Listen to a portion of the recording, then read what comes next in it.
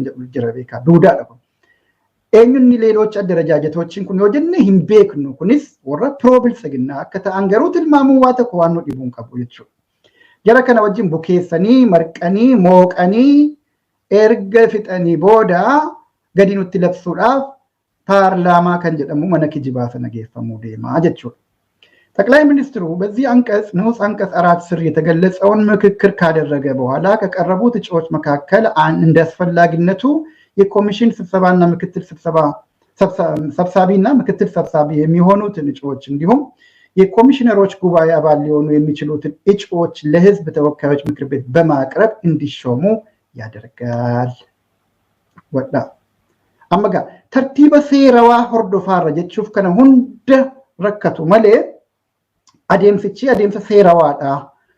Salaam ministeeriitu fidee salaam ministeerii booda muummicha ministeeraatu fuudhee ilaalee erga fuudhee ilaalee qaamota adda addaa wajjiniin mari'atee irratti sana booda paarlaamaaf dhiyeessee kanatu gadi ba'ee dubbatamaa jechuudha bor.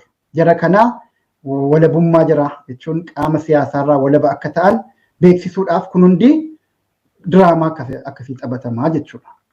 Akkas godheeti paarlaamaaf dhiyeessaa jedhame. Paarlaamaa sana ganaa beektu maalan isinitti maamiti.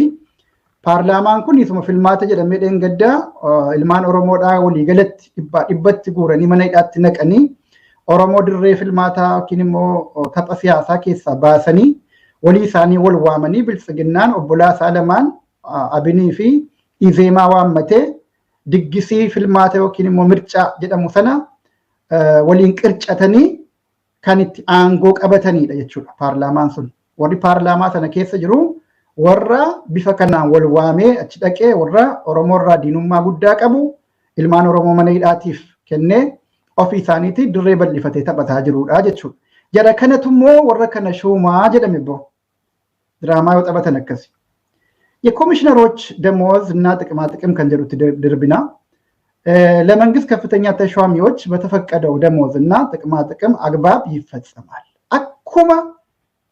አኩማ አንገወተ ሞቱማ ብሮቲ ጀርኩንስ ሚንዳን ሳኒቲ ፊ ደንታሌን አደዳዳ ጉተማፍ ዋነከ ኮንኮላታ ዋነከ ፊውል ዮኪን ቦባአዳፍ ዋን በርባቺሱ ባሲ በርባቺሱ ማኔጀሪኛ ድርጎ ጉያ ዋነ ደዳ ከነቹ kana hunda eenyu guutaa fi mootummacha mindeeffate waan ta'eef mootummaatu jireenya isaanii hunda harkaa qabaa harka dhibbatti eenyuuf hojjeta jedhu kun jechuudha paartii aangoorra jiruuf hojjetu jechuudha. That means biltsiginnaadhaaf hojjetu, biltsiginnaadhaan filaman, biltsiginnaadhaan muudaman, biltsiginnaadhaan jiraatu.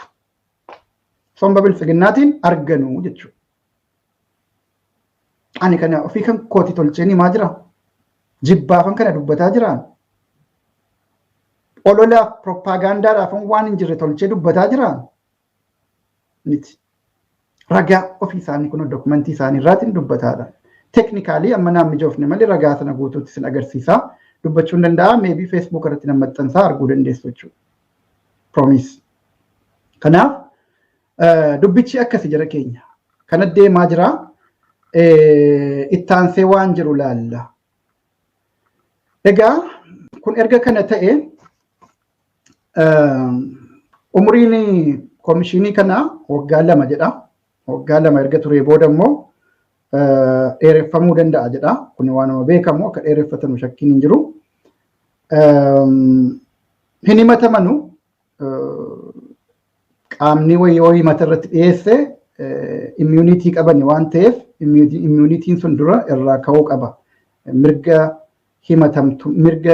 hinimatamnummaa yookiin immoo mirga nama hinimatamne tokko qabaachuu isaaniitiin mamaara sana erga irraa mulqanii booda akkuma miseensota paarlaamaati jechuudha gabaabaadhumatti. Qabxiisa cimaa kan biraatti immoo darbina jechuudha waanuma dokumentii kanaan wal qabatu biraa jechuu kooti. Sunis maaltu mari'atamaa maaltu dhiifamaa isa jedhu. Amma jarri kun qaama eenyu akka ta'an barree mitiire ittaansinee immoo maal laallaa maal mari'achuuf nuu dhufaa jira jarri kunii kan jedhu laallachuu.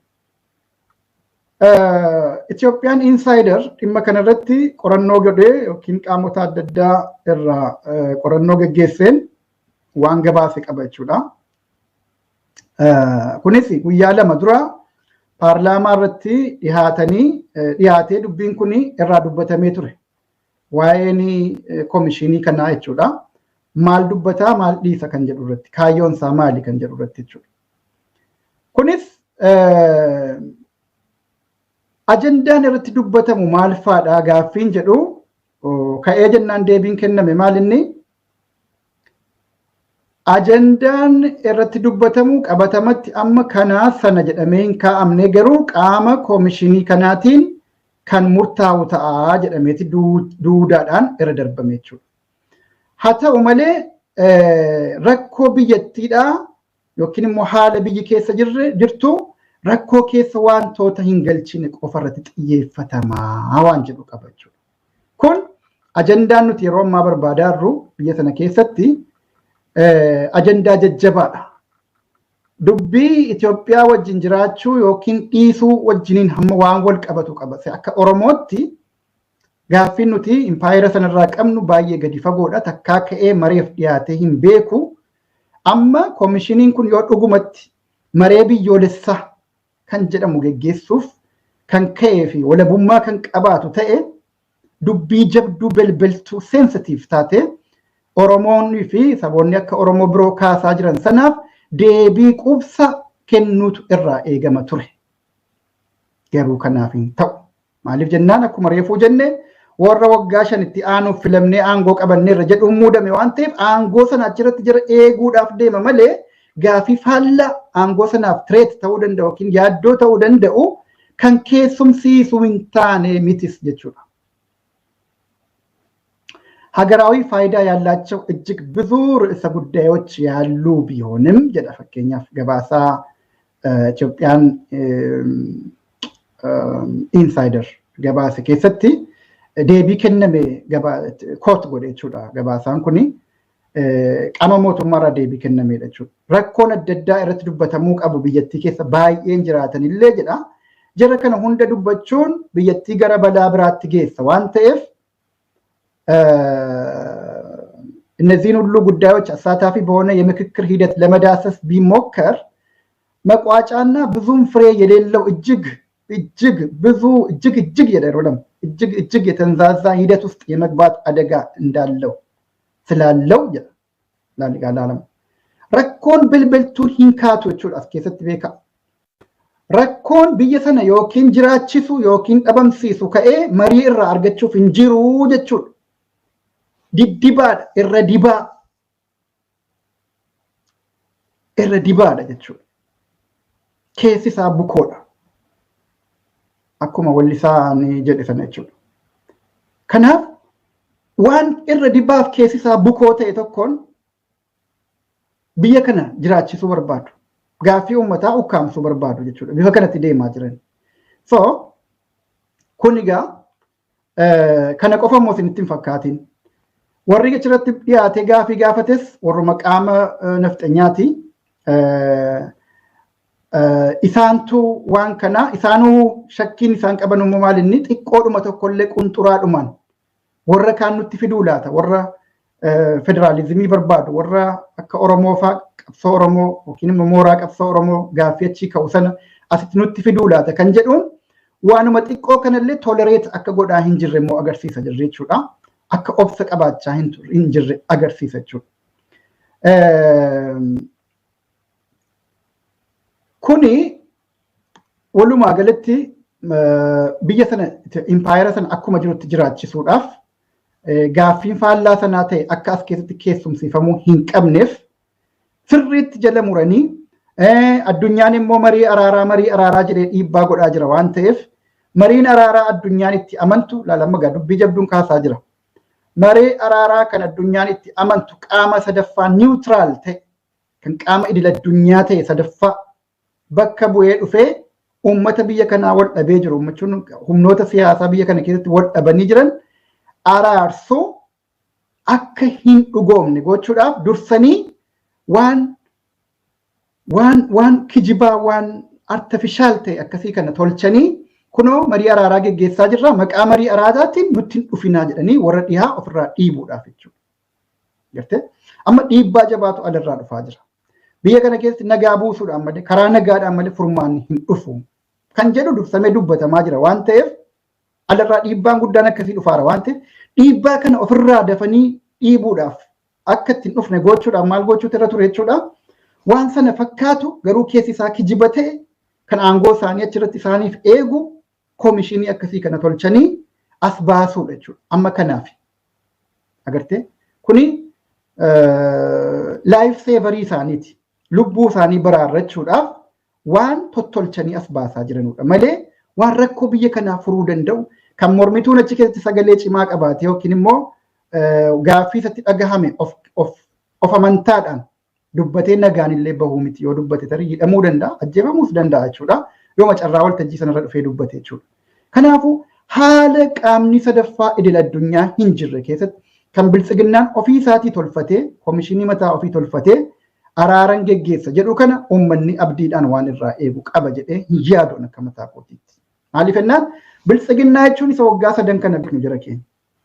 Yeroo adda addaatti nama keenya ajjeesaa jabaa keenya hunda guuree mana hidhaatti naqaa gaaffii Oromoo suutuma suutaan waggaarraa waggaatti dhidhima godhaa kan dhufee as ga'e waan ta'eef ammas diraamaa akkasiitiin yeroo isaan dhufan akkuma kaleessa mircaa boordiin kaleessa Birtukaan Miidhagsaafaa jedhanitti muudan suni mircaa boordii dhugaa ta'aa laata jedhamee eegamaa ture sanatti kanas akkasumatti eegaa jirra yoo ta'e dogoggoraa dafnee biraa deebi'uu qabna kan jedhudha ergaan isaa. Egaa kana keessatti ammas gaaffii warri nafxanyaadhaa kaasanii biraas ni kaasu isin fiduudhaafi eenyu faati hirmaataas keessatti gaaffii jedhu kaasanii namoonni 4 wayii jechuudha.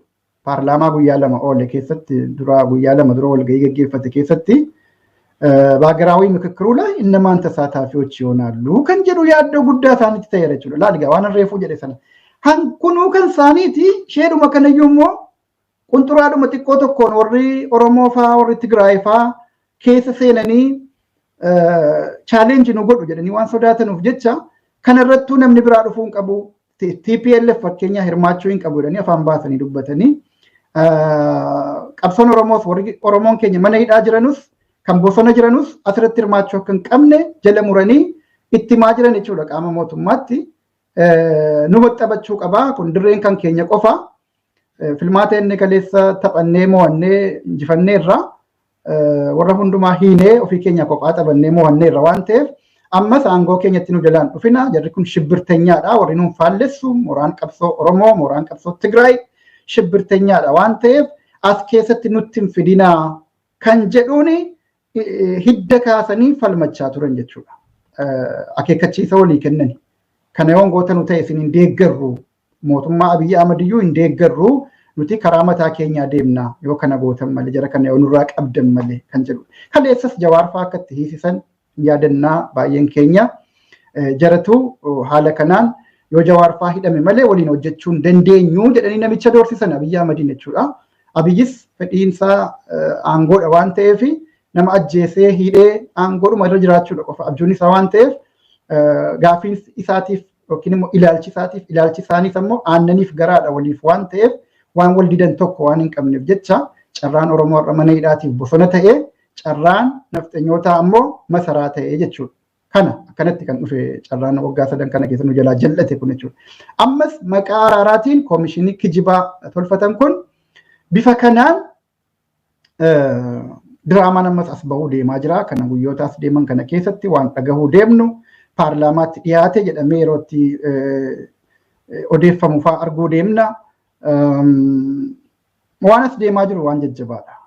Kanaafuu wanta nama dubbii kana asirratti kaasaa jiruu fi namoonni tokko tarii gaaffii kaasuu dandeessu ta'a. Maaliif yeroo kanatti waan jijjiiru tokko namni kaasuu malu yoo jiraate deebiin namoota akkasiif qabu maalinni biltsiginnaadhaan waggaa 3 guutuu gowwoomfamneerra. Yaanni araaraa amma bareedu an mataa irratti jalqaba yeroon isin eegalu sana dudubbadhe sun kana silaa ni deeggaratu dhugaa ta'e jedhe sun utuu waggaa 3 arraati ta'e an harka 2 qabaa harka 12 tun qabaadhe harka 12 baasaaf jechuudha deeggarsa. Waan nagaatti nama geessu namni jibbu jira. Jaallannee miti qabsoorra bara kana hunda kan jiraanne miti. Nama wayii jibbaa murna siyaasaa wayii lafumaa kaanee jibbineeti miti mirga keenya dhiibame jenneeti malee. Mirga keenya dhiibame harka keessan nurraa kaasaa. Biyya kana keessatti walqixxummaan jiraannaadha malee nuti darbinee nama biraa cunqursinaas miti gaaffiin keenya. Kanaaf odoo dhuguma qaama walaba biltsiginnaa waggaa 3 utuu biltsiginnaan hin dhalatin dura biltsiginnaa yeroo jedhamu bineensi nyaate politikaa Itoophiyaa.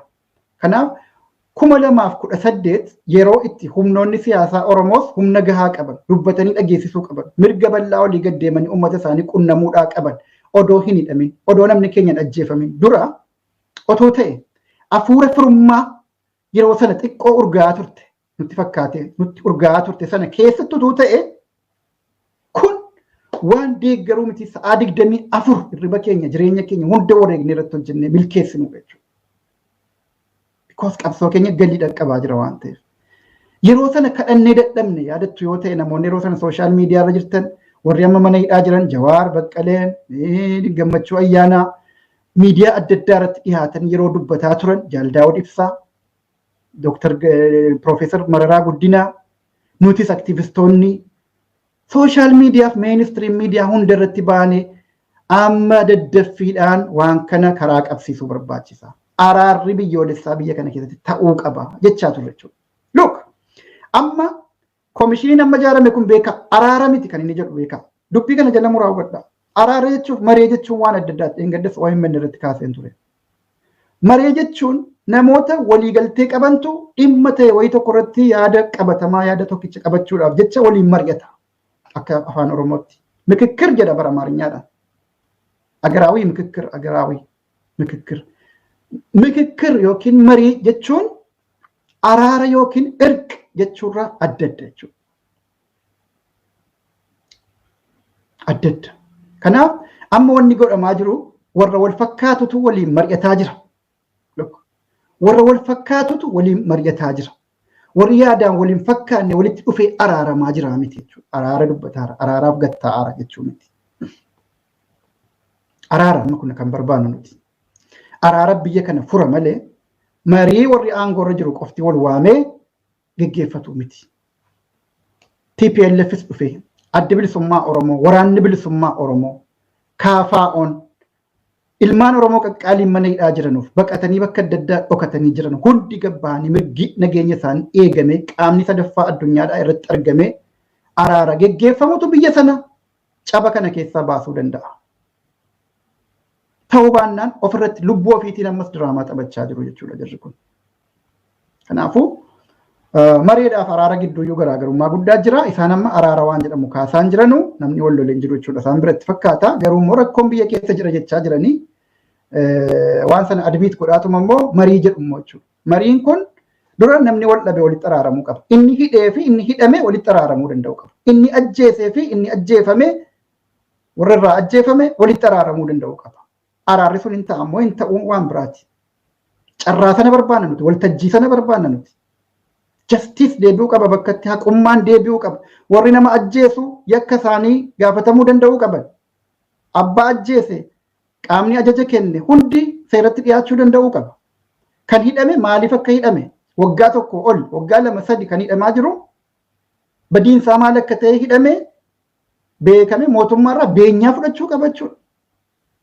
Jawaar fa'aa maaliif hidhaman? Badiidhuma dhugumatti balleessaniiti dhuguma teeroristi ta'aniiti.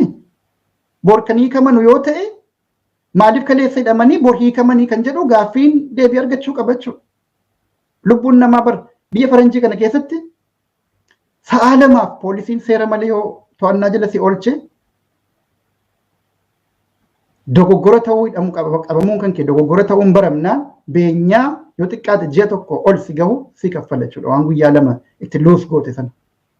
Waggaa tokko si hidhe taanaan waan jireenya keetiif si gahu maallaqa jireenya keetiif si gahu waggaa tokko dogoggoraan si hidhan ta'uun mirkanoofnaan jechuudha. Sii kennu mirga jechuun akkasi ilmi namaa biyyatti mirga qabu keessatti akkasi mootummaan mirga uummataa eegu akkasi. Kun waggaa meeqa guutuu nama hiitee gaafa ofii barbaadde diraamaatti tolchuudhaaf gadi baastu yeroo baasanus kaayyoon isaan baasanii maali gaaffiin jedhu deebii argachuu qaba jechuudha. Lubbuu nama keenyaas waan kaleessarraan barannu taanaan nuti warra bara baraan du'aaf tollee jechuudha. Du'aaf toluu hin qabnu yeroo hunda. Kana mata duree biraati iddoo biraatti itti deebina.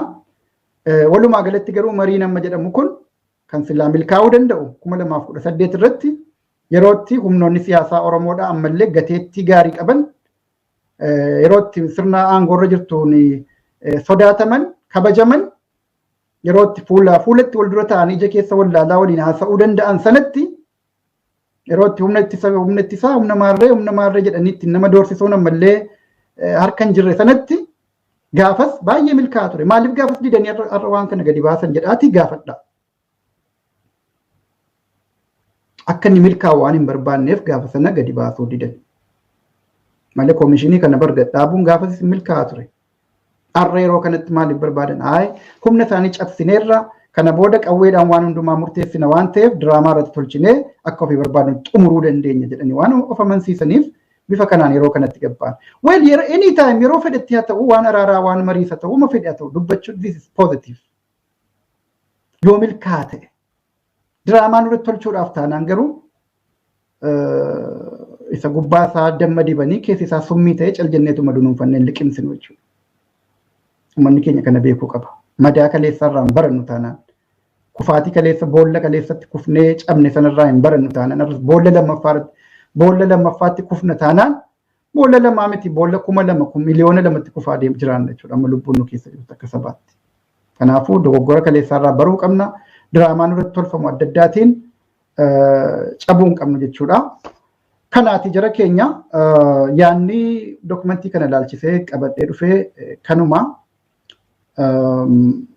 waan hordoftaniif hedduu galatoomaa waa'ee dhimma biraatti yeroo biraa deebinaa nagaannaa jiraadha.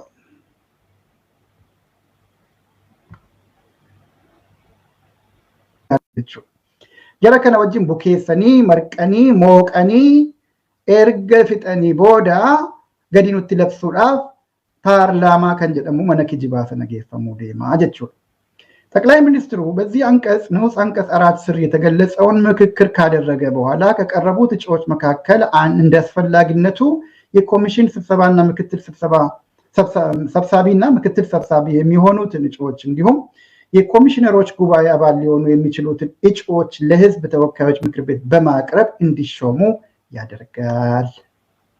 ወዳ አመጋ ተርቲበ ሴራዋ ሆርዶፋራ ጀቹፍ ከነ ሁንደ ረከቱ መሌ adeemsa seerawaadha. Salaam ministeeriitu fidee salaam ministeerii booda muummicha ministeeraatu fuudhee ilaalee erga fuudhee ilaalee qaamota adda addaa wajjiniin mari'atee irratti sana booda paarlaamaaf dhiyeessee